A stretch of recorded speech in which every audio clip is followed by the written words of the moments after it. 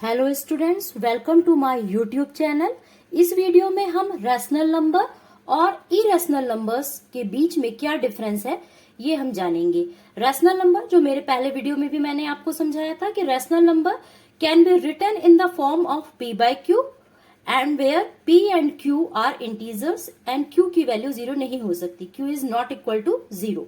और irrational numbers क्या होते हैं? इरेशनल नंबर्स वो होते हैं जो can not be written in the form of p by q, जिनको हम p by q के फॉर्म में नहीं लिख सकते हैं। तो ये है रैशनल नंबर और इरेशनल में डिफरेंस। रैशनल नंबर को हम p by q के फॉर्म में लिख सकते हैं जिसमें p एंड q इंटीजर्स होंगे और q की वैल्यू 0 नहीं होगी, और इरेशनल नंबर्स को हम p by q के फॉर्म में नहीं लिख सकते। इसमें एक दूसरी प्रॉपर्टी है कि जो रैशनल नंबर होते हैं वो फाइनाइट होते हैं और रिपीटिंग डेसिमल होते हैं। इसमें जो रैशनल नंबर होते हैं फाइनाइट और रिपीटिंग डेसिमल होते हैं, और irrational number infinite not repeating decimals होते हैं। इसका क्या मीनिंग है ये कुछ एग्जांपल से आपको क्लियर हो जाएगा। इसके हम पहले रैशनल नंबर के हम कुछ एग्जांपल्स लेते हैं। एग्जांपल नंबर 1 देखिए, ये लिखा है -2/7, 0/5, -17/6, 3/7। ये इस एग्जाम्पल में देखिए कि ये p by q के फॉर्म में है। ये चारों एग्जाम्पल्स जो मैंने दिए हैं ये p by q के फॉर्म में है, और इनमें p एंड q यानी न्यूमरेटर और डिनोमिनेटर इंटीजर है, एक इंटीजर है, और यहां सब में q की वैल्यू 0 नहीं है, इसलिए ये एक रैशनल नंबर है। सेकेंड एग्जाम्पल हम देखते हैं 2, 5, 9, 17। अब ये देखने में लगेगा कि ये p by q के फॉर्म में है नहीं, तो ये रैशनल नंबर कैसे होगा? पर ये भी एक रैशनल नंबर है। वो कैसे? क्योंकि हम 2 को लिख सकते हैं, 2 को हम लिख सकते हैं 2/1, 2 को हम लिख सकते हैं 2/1। अब ये एक रैशनल नंबर होगा। 5 को हम लिख सकते हैं 5/1, 9 को हम लिख सकते हैं 9/1, 17 को हम 17/1 लिख सकते हैं। तो इससे इसकी कोई वैल्यू चेंज नहीं होगी। अगर इसके हम डिनोमिनेटर में 1 लिख देते हैं तो इसकी वैल्यू कोई चेंज नहीं होती है, और ये एक रैशनल नंबर होगा क्योंकि ये p by q के फॉर्म में है, और p एंड q दोनों इंटीजर है और q की वैल्यू 0 नहीं है। तो ये सेकेंड एग्जाम्पल हुआ। थर्ड हम देखते हैं स्क्वायर रूट वाले। अब यहाँ पे थर्ड में आप देखिए, अगर लिखा हुआ है √4, √4 लिखा है, √9 लिखा है, √16 लिखा है, √25, तो ये भी रैशनल नंबर हैं। वो कैसे? क्योंकि अगर हम √4 है इसका स्क्वायर रूट निकालेंगे तो हमें आता है 2, और 2 एक रैशनल नंबर है। 2 को हम लिख सकते हैं 2/1, और इसमें ये भी p by q के फॉर्म में है, दोनों इंटीजर्स हैं, q की वैल्यू 0 नहीं है। इसका स्क्वायर रूट 9, इसका आंसर है 3, इसको लिख सकते हैं 3/1, और 3/1 एक p by q के फॉर्म में है, इसमें न्यूमरेटर है, डिनोमिनेटर है, और डिनोमिनेटर की वैल्यू 0 नहीं है। 16 देखिए, 16 स्क्वायर रूट 16, इसका आंसर है 4, इसको लिख सकते हैं 4/1, और ये भी p by q के फॉर्म में है, यहाँ पे q की वैल्यू 0 नहीं है, और p एंड q दोनों इंटीजर हैं।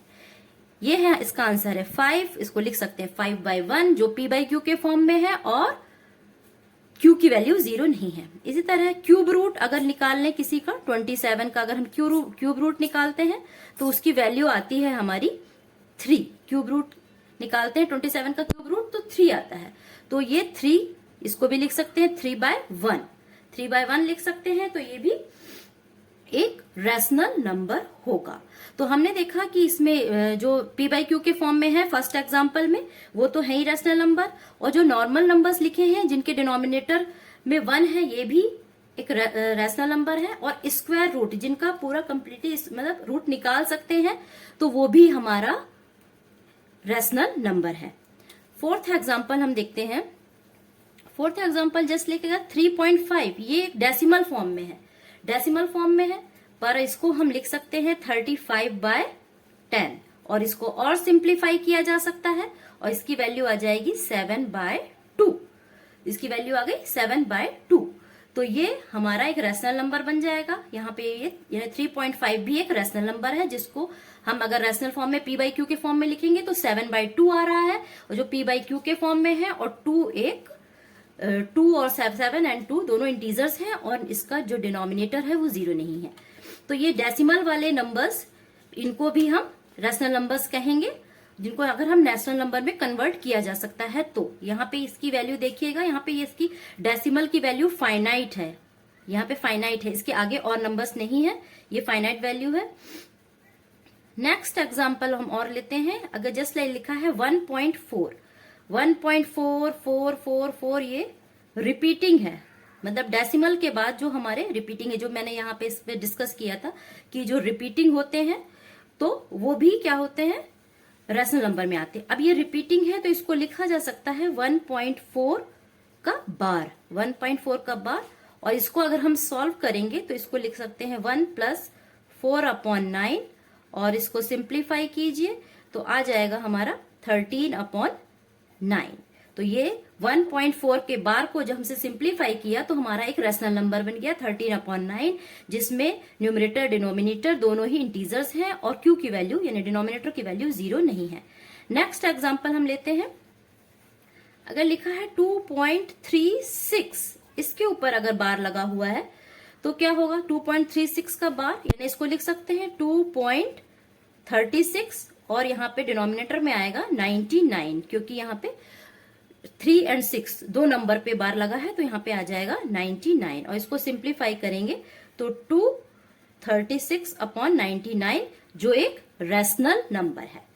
तो हमने देखा कि यहाँ पे स्क्वायर रूट वाले हैं जिनका एक कंप्लीटली स्क्वायर रूट कंप्लीट निकल आता है, और अगर डेसिमल वाले हैं जिसकी वैल्यू फाइनाइट है, या अगर ये रिपीटिंग है, अगर डेसिमल के बाद भी रिपीटिंग नंबर्स हैं जिनको हम बार में कन्वर्ट करके और फिर फ्रैक्शन में कन्वर्ट कर लेते हैं, तो वो सब हमारे रैशनल नंबर्स में आते हैं। अब आते हैं इरेशनल नंबर में। इरेशनल नंबर का एग्जांपल हम देखते हैं √2। ये हमारा एक इरेशनल नंबर है, क्योंकि जब हम इस 2 का स्क्वायर रूट निकालेंगे तो इसकी वैल्यू हमारी आती है 1.414213562 एंड सो ऑन, ये वैल्यू आती है। अब इसमें देखिए कोई भी नंबर, जैसे यहाँ पे तो ये 4 रिपीट हो रहा था, तो इस तरह हमने इसको सॉल्व करके इसको एक रैशनल नंबर में कन्वर्ट कर लिया, पर यहाँ पे कोई भी रिपीटिंग नंबर नहीं है, ना ही रिपीटिंग है और ना ही फाइनाइट है। इसकी कोई आगे तक, ये और भी आगे तक जा रहे हैं नंबर्स, इनको अगर सॉल्व करेंगे तो और नंबर आएंगे, यानी इनफाइनाइट है। ये नॉन रिपीटिंग है, इनफाइनाइट है, और इसको इसलिए हम p बाई क्यू के फॉर्म में नहीं लिख पाएंगे, इसलिए √2 हमारा क्या हो गया, एक इरेशनल नंबर हो गया। इसी तरह एग्जांपल लेते हैं √3 का। √3 अगर हम इसकी वैल्यू निकालते हैं तो आती है 1.7